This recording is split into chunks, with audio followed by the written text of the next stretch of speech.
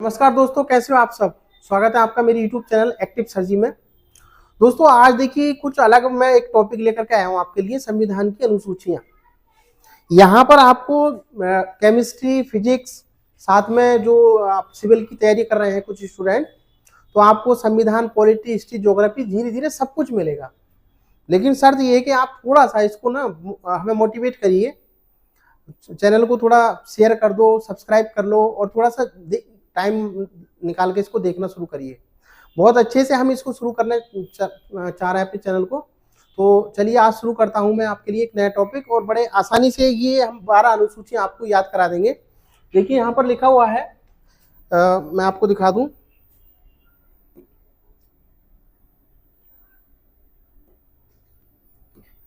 संविधान की अनुसूचियां यहाँ पर शुरू करते हैं। दोस्तों देखिए, सबसे पहले अगर हम बात करूं, शुरुआत में जैसे संविधान बना था उस समय केवल 8 अनुसूचियां थी। 4 अनुसूचियां समय समय पर संविधान संशोधन के द्वारा बनाई गई है। तो कई बार एग्जाम में, खास करके यूपीपीसीएस और वगैरह वगैरह एग्जाम में पूछा जाता है कि कौन कौन सी अनुसूचियां हैं, और इनके ये पूछ लिया जाता है कि कब इनका निर्माण हुआ था। तो चलिए शुरू करते हैं।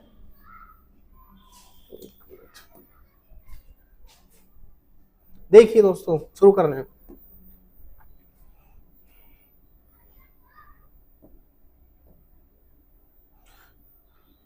देखिए सबसे पहले है प्रथम अनुसूची। तो प्रथम अनुसूची जो आर्टिकल की अगर हम बात करें तो आर्टिकल यहाँ पर 1 से लेकर के 4 तक का यूज होता है। और इसमें प्रथम अनुसूची में राज्यों के नाम, उनके न्यायिक क्षेत्र। पहली अनुसूची में अगर पूछा जाए तो क्या पूछा आता है, राज्यों के नाम और उनके न्यायिक क्षेत्र आते हैं। इसके अलावा इसी पहली अनुसूची में संघ, राज्यों के क्षेत्रों के नाम और उनकी सीमाएं, यानी राज्यों की जो सीमाएं हैं अगर पूछा जाए कौन सी अनुसूची में आता है तो वो भी पहली अनुसूची में आता है। आपको ये याद रखना है, ठीक है। तो अगर पहली अनुसूची की बात करें तो आपको मिलेगा इसमें राज्यों के नाम और उनके न्यायिक क्षेत्र। अब बात करते हैं दूसरी अनुसूची।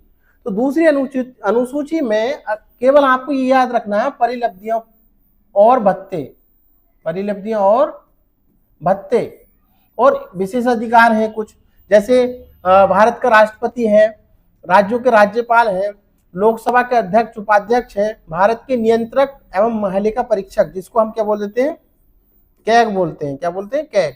तो इन सभी के, इसके अलावा कुछ और भी हैं लेकिन आपने मोटा मोटा याद रखना है, इन सभी के क्या है, परिलिब्धियां और भत्ते हमारी अनुसूची दूसरी में आता है। अब बात करते हैं तीसरी अनुसूची की।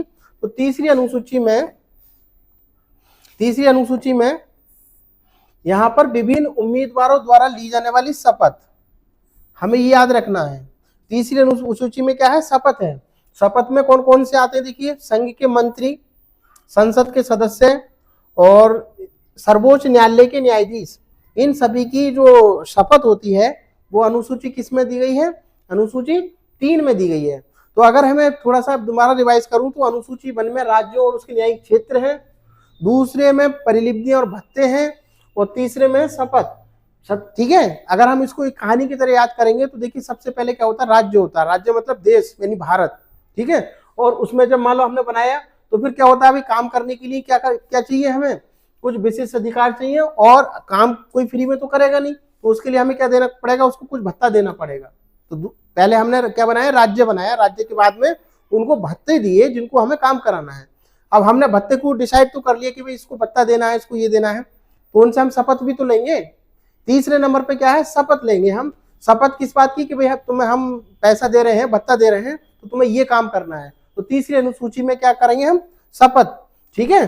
तो ये आपको इस तरीके से कहानी की तरह याद रख लेते हैं। आगे बढ़ते हैं।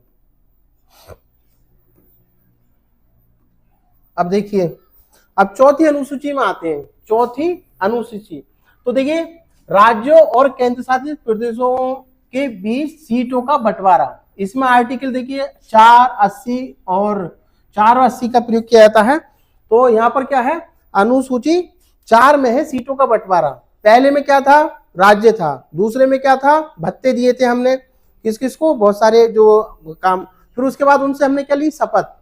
शपथ के बाद में क्या कर दिया, शपथ देने के बाद हमें छोड़ दिया, तो उनको क्या कर दिया हमने, सीटों का तो बंटवारा करना पड़ेगा। तो चौथी अनुसूची में क्या आता है, राज्यों और केंद्र शासित बीचों में सीटों का बंटवारा है। उसके बाद क्या है देखिए 5वीं अनुसूची। 5वीं अनुसूची में अनुसूचित और जनजातीय क्षेत्रों के प्रशासन, क्या है, प्रशासन एवं नियंत्रण। तो 5वीं अनुसूची काफी बार पूछी जाती है, तो आपको ये याद रखना है। 5वीं अनुसूची में क्या है, अनुसूचित और जनजातीय क्षेत्र हैं, उनके लिए प्रशासन और नियंत्रण करने के लिए हमें 5वीं अनुसूची आर्टिकल इसमें 244 का प्रयोग किया जाता है, ठीक है। और छठी अनुसूची, छठे नंबर की अनुसूची क्या है, असम, मेघालय, त्रिपुरा, मिजोरम राज्यों के जनजातीय क्षेत्रों का प्रशासन। इसको हम शॉर्ट में AMTM से याद रख सकते हैं। छठी अनुसूची में A से असम, M से मेघालय, T से त्रिपुरा और M से मिजोरम। AMTM यानी इन राज्यों का क्या है, प्रशासन है। इन राज्यों का क्या है, प्रशासन है छठी अनुसूची में, ये हमें याद रखना है। उसके बाद क्या है 7वीं अनुसूची। 7वें नंबर पे क्या है देखिए, इसमें कुछ संघ सूची है, राज्य सूची है और संवर्ती सूची है। इनके संदर्भ में राज्यों और केंद्र के मध्य क्या है, शक्तियों का विभाजन किया गया है। आप लोग जानते हैं, पढ़ाई होगा संघ सूची। संघ सूची में वो विषय होते हैं जो कि सेंट्रल यानी केंद्र सरकार बनाती है, ठीक है। और राज्य सूची में वे रखे गए हैं जो कि राज्य सरकार कानून बनाती है। लेकिन हुआ क्या, टकराव हुआ। कुछ कानून ऐसे थे कि जिसको राज्य को भी बनाने थे और केंद्र को भी बनाने थे। तो उस कंडीशन में एक और नया निकल के आया, उसको बोलते हैं हम संवर्ती सूची। संवर्ती सूची में भी कुछ कानून रखे गए हैं, कुछ चीजें रखी गई हैं जहां पर केंद्र और राज्य दोनों बना सकते हैं कानून, ठीक है। तो इस तरीके से इनका क्या करा, बंटवारा कर दिया हमने, कौन सी, 7वीं अनुसूची में। तो आपको इस तरीके से याद रखना है, ठीक है। एक बार हम दोबारा से रिवाइज कर लेते हैं। पहले नंबर पे क्या था, पहली अनुसूची में राज्य। दूसरे में क्या था, भत्ता, भत्ते दे दी तो हम क्या लेंगे उनसे, शपथ। तीसरे नंबर पे शपथ। और चौथे नंबर पे क्या है, उनको बंटवारा कर दिया, किसका, राज्यों को और केंद्रों को सीटों का बंटवारा कर दिया। 5वीं अनुसूचित में अनुसूचित और जनजातीय क्षेत्रों के प्रशासन एवं नियंत्रण है। और छठी अनुसूची में क्या है, असम, मेघालय, त्रिपुरा, मिजोरम यानी AMTM के जनजातीय क्षेत्रों का प्रशासन है।